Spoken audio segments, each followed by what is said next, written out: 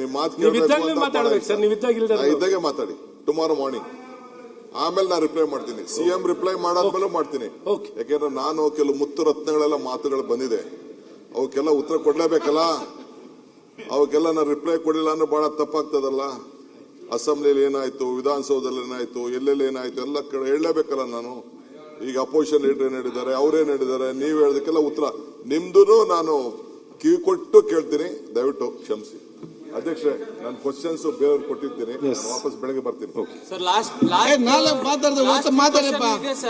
ಈಗ ಬಿಲ್ ಮಾನ್ಯ ಮಂತ್ರಿಗಳೇ ಸ್ಟಾರ್ ಕ್ವಶನ್ ಪರ್ಯಾಲೋಚನಾ ಪ್ರಶಂಸೆ ಬಿಲ್ ಅನ್ನು ಮಂಡಿಸಿ.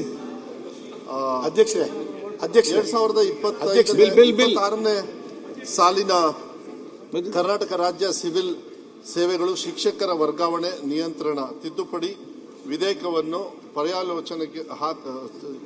ಪರ್ಯಾಲೋಚನಿಸಬೇಕೆಂದು ಕೋರುತ್ತೇನೆ. ಪರ್ಯಾಲೋಚನಾ ಪ್ರಸ್ತಾವನೆಗೆ ಸಭೆ ಮತಕ್ಕೆ ಹಾಕುತ್ತೇನೆ. 2020 ಸಾಲಿನ ಕರ್ನಾಟಕ ರಾಜ್ಯ ಸಿವಿಲ್ ಸೇವೆಗಳು ಶಿಕ್ಷಕರ ವರ್ಗಾವಣೆ ನಿಯಂತ್ರಣ ತಿದ್ದುಪಡಿ ವಿಧೇಯಕವನ್ನು ಪರ್ಯಾಲೋಚಿಸದೆಂಬ ವಿಷಯ ಸಭೆ ಮುಂದಿದೆ.